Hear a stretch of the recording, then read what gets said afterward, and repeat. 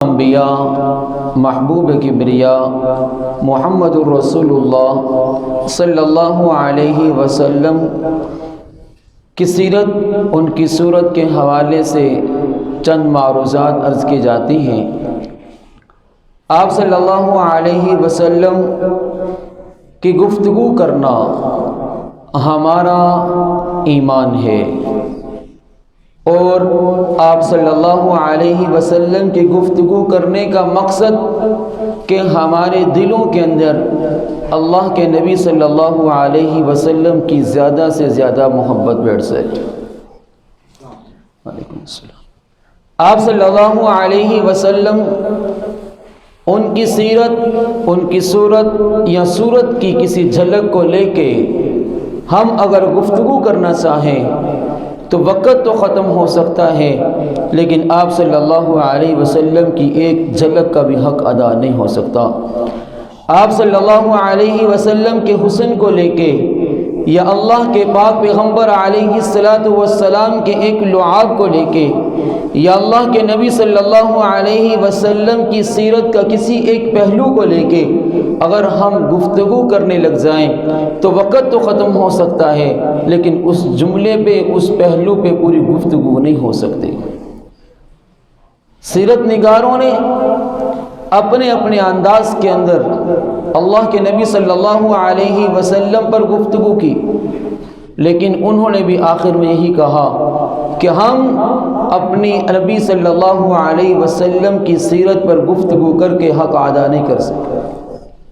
قرآن مجید کے اندر اللہ رب العزت نے اپنے نبی علیہ السلام کے بارے میں فرمایا، یا ایھا النبی انا ارسلناک شاہد، اللہ نے اپنے نبی کی صفت بیان کی، ومبشر، آپ کو ہم نے گواہی دینے والا بنا کے بھیجا، ومبشر، آپ خوشخبری سنائیں لوگوں کو، ونذیرا، آپ لوگوں کو ڈرائیں، وداعیا الی اللہ، آپ لوگوں کو اللہ کی طرف بلائیں، وسراجا منیرا، ہم نے آپ کو روشن چراغ کی طرح بنا کے دنیا کے اندر بھیجا ہے۔ اللہ رب العزت نے آپ صلی اللہ علیہ وسلم کو سراج منیر کہا۔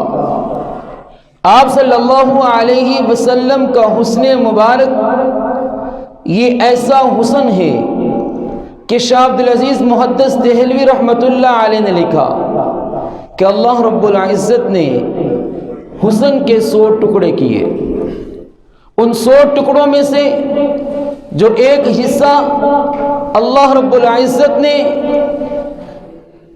اس کے جو 100واں حصہ تھا اس کے 2 ٹکڑے کیے، آدھا ٹکڑا حضرت یوسف علیہ السلام کے حسن پہ لگا دیا، آدھا ٹکڑا اللہ نے پوری کائنات کے اندر بکھیر دیا، اور 99 حصے حسن کے اللہ نے اپنے پیغمبر پہ لگا دیا۔ آج اگر حضرت یوسف علیہ السلام کے حسن کے تذکرے کیے جاتے ہیں تو اندازہ لگاؤ کہ حسن کو تو آدھا ٹکڑا ملا، جس نبی پہ 99 حسن کے ٹکڑے لگے ہوں گے اس میرے نبی کے دیدار کا کیا عالم ہوگا۔ کسی نے کہا سر سے لے کے پاؤں تک تنویر ہی تنویر ہے، جب وہ منہ سے بولتا ہے قرآن وہ تفسیر ہے، سوچتی ہے دنیا حسن مصطفیٰ کو دیکھ کر کیسا وہ مصور ہے جس کی یہ تصویر ہے۔ حضرت حسان بن ثابت رضی اللہ تعالی عنہ کو آپ صلی اللہ علیہ وسلم نے ایک مرتبہ فرمایا، حسان فلاں کافر نے میرے بارے میں گستاخانہ اشعار پڑھے، اٹھو منبر پر بیٹھو اور ان اشعار کا جواب دو۔ حضرت حسان اللہ کے نبی صلی اللہ علیہ وسلم کے شاعر تھے۔ حضرت حسان منبر رسول پر بیٹھے، آپ صلی اللہ علیہ وسلم سامنے ہیں۔ حضرت حسان کہتے ہیں میں اپنے نبی کے حسن کو دیکھتا گیا اور کہتا گیا، وَأَحْسَنُ مِنْكَ لَمْ تَرَ قَطُّ عَيْنِي وَأَجْمَلُ مِنْكَ لَمْ تَلِدِ النِّسَاءُ خُلِقْتَ مُبَرَّأً مِنْ كُلِّ عَيْبٍ كَأَنَّكَ قَدْ خُلِقْتَ كَمَا تَشَاءُ وَأَحْسَنُ مِنْكَ لَمْ تَرَ قَطُّ عَيْنِي، اللہ کے پاک پیغمبر اللہ نے آپ کو ایسا حسن عطا کیا کسی آنکھ نے ایسا حسن نہیں دیکھا۔ وَأَجْمَلُ مِنْكَ لَمْ تَلِدِ النِّسَاءُ، آپ کو اللہ رب العزت نے ایسا حسین بنایا کسی عورت نے ایسا حسین بچہ جنا کوئی نہیں۔ خُلِقْتَ مُبَرَّأً مِّن كُلِّ عَيْبٍ، اللہ نے آپ کو ہر عیب سے پاک پیدا کیا۔ كَأَنَّكَ قَدْ خُلِقْتَ كَمَا تَشَاءُ، یوں لگتا ہے کہ اللہ آپ سے پوچھتا گیا اور اللہ آپ کو بناتا گیا۔ اللہ نے اپنے نبی کو کتنا خوبصورت بنایا۔ اگر اللہ کے پاک پیغمبر علیہ السلام کے حسن کی ایک جھلک کے تبصرے کیے جائیں تو اس کو ختم نہیں کیا جا سکتا۔ حضرت فاطمہ رضی اللہ تعالی عنہا ایک مرتبہ آپ صلی اللہ علیہ وسلم کسی مقام پر تشریف فرما تھے۔ حضرت فاطمہ رضی اللہ تعالی عنہا آئیں، آپ صلی اللہ علیہ وسلم کا دیدار کیا اور واپس چلی گئی۔ اللہ کے نبی صلی اللہ علیہ وسلم نے فرمایا، بیٹی فاطمہ، آج میں نے تمہیں دیکھا کہ تم آئی اور میرا دیدار کیا، دیدار کرنے کے بعد واپس پلٹ گئی۔ اللہ کے نبی صلی اللہ علیہ وسلم جس وقت یہ بات کہی، حضرت فاطمہ کہنے لگی، ابا جان، میں نے 3 دن سے کھایا کچھ نہیں، میرے آنگن کے اندر 3 دن سے کوئی لقمہ نہیں ہے، میرے گھر کے اندر کوئی روٹی کا ٹکڑا نہیں کہ جس کو کھاؤں اور اپنی بھوک کو ختم کر سکوں۔ بیٹی فاطمہ، تو آئی کس لیے؟ کہا کہ اللہ کے پاک پیغمبر، میں نے 3 دن سے کچھ کھایا نہیں، میں نے سوچا اپنے ابا کا دیدار کر لوں تاکہ بھوک ختم ہو جائے، میں اپنی بھوک کو ختم کرنے کے لیے آئی تھی، جس وقت میں نے آپ کے حسن چہرے کو دیکھا تو میری بھوک ختم ہو گئی۔ حضرت امی عائشہ صدیقہ رضی اللہ تعالی عنہ فرماتی ہیں، ایک مرتبہ میں گھر کے اندر کوئی چیز، کوئی کپڑا سلائی کر رہی تھی، سلائی کے دوران رات کا وقت تھا، میرے گھر کے اندر جو جس دیوے کو لے کے میں جلا کے کپڑا سلائی کر رہی تھی، اسی دوران دیوا بجھ گیا، سوئی گر گئی، اب میں سوئی کو ڈھونڈ رہی تھی۔ اللہ کے پاک پیغمبر اچانک کمرے کے اندر داخل ہوئے۔ اللہ کے نبی کے حسن کا یہ عالم تھا کہ اس روشنی کا یہ عالم تھا کہ وہ جو سوئی میں تلاش کر رہی تھی وہ حسن اللہ کے نبی کے چہرے کی روشنی کی برکت سے وہ مجھے سوئی مل گئی۔ میرے دوستو، آپ صلی اللہ علیہ وسلم کو اللہ رب العزت نے کیسا حسین و جمیل بنا کے دنیا کے اندر بھیجا۔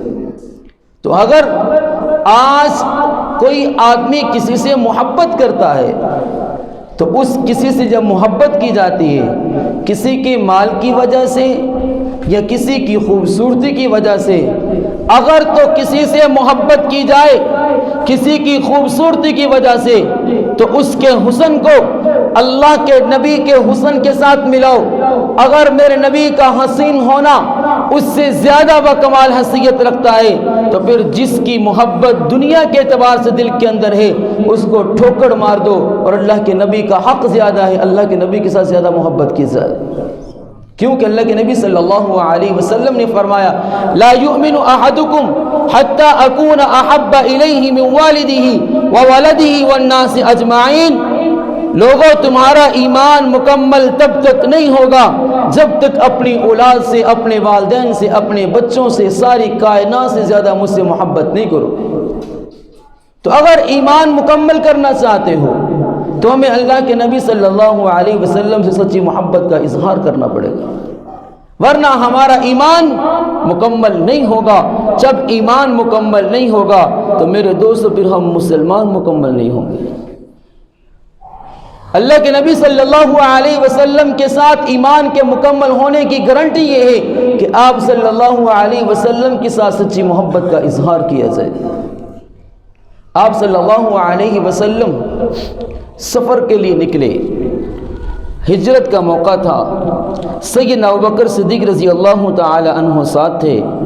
جس وقت یہ سفر کے لیے نکلے، کئی دن کا سفر تھا، ربیع الاول کا مہینہ تھا، جس وقت اللہ کے نبی نے ہجرت کا سفر کیا۔ ولادت اللہ کے پاک پیغمبر کی ربیع الاول میں ہوئی، وفات اللہ کے پاک پیغمبر کی ربیع الاول میں ہوئی، اللہ کے نبی نے نبوت کا اعلان کیا تو مہینہ ربیع الاول کا تھا۔ اللہ کے پاک پیغمبر نے جب ہجرت کا آغاز کیا تو مہینہ ربیع الاول کا تھا۔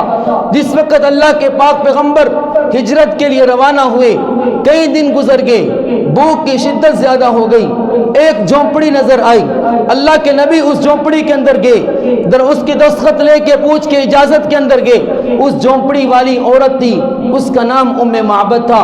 اس سے کہا کہ ہم مسافر ہیں، کئی دنوں کے بھوکے ہیں، ہمیں بھوک کی شدت ہے، ہمیں کچھ کھانے کے لیے ہے تو دے دو، کچھ پینے کے لیے ہے تو دے دو۔ اس ام معبد کا جو شوہر تھا وہ بکریاں چرانے کے لیے کہیں گیا ہوا تھا۔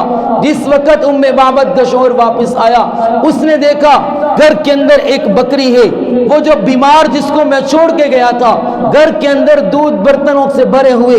ام معبد سے پوچھا، کہا کہ بتا یہ دودھ کہاں سے آیا؟ کہا کہ کیا بتاؤں، ایک آدمی آیا تھا، چہرہ بڑا حسین تھا، چہرہ بڑا خوبصورت تھا، اس کے حسن کے تذکرے بیان ام معبد نے کیے، وہ اللہ کے نبی کے چہرے کی بناوٹ کو بیان کیا، اللہ کے نبی کی رخسار کی بناوٹ کو بیان کیا، اللہ کے نبی کے ہونٹوں کو بیان کیا، اللہ کے نبی کے چہرے کا یوں نقشہ کھینچ کے ام معبد نے اپنے شوہر کے سامنے رکھا اور کہنے لگی کہ مجھے آ کر اس نے کہا کہ کوئی کھانے کے لیے ہے تو دے دو، کچھ پینے کے لیے ہے تو دے دو۔ میں نے کہا یہ بیمار بکری، اس کے تنوں میں دودھ کوئی نہیں۔ ام معبد نے کہا کہ میں نے تو اسے یہ کہا تھا۔ اس نے آگے سے مجھے جواب دیا، اجازت دینا تیرا کام ہے، ہاتھ لگانا میرا کام ہے، دودھ جاری کرنا میرے رب کا کام ہے۔ اس نے بیمار بکری کے تنوں کو ہاتھ لگایا، میری جھونپڑی کے برتن دودھ سے بھر گئے۔ اس نے مجھ سے اجازت طلب کی۔ ام معبد کا شوہر کہتا ہے، ام معبد جس کا حسن تو نے بیان کیا، میں مکہ کی دھرتی میں اس کے حسن کے تذکرے سنتا رہا، میرے کان اس کے تذکرے سنتے رہے، میری آنکھیں اس کا دیدار کرنے کو ترسی رہی۔ آج وہ میری جھونپڑی کا مہمان ہے، اس کی آنے کی خوشبو بتاتی ہے کہ یہ وہی محمد کملی والا ہے۔ کہا ام معبد چھوڑ دے جھونپڑی، آؤ اس کے گھر پہ چلتے ہیں، کلمہ پڑھ کے مسلمان ہوتے ہیں۔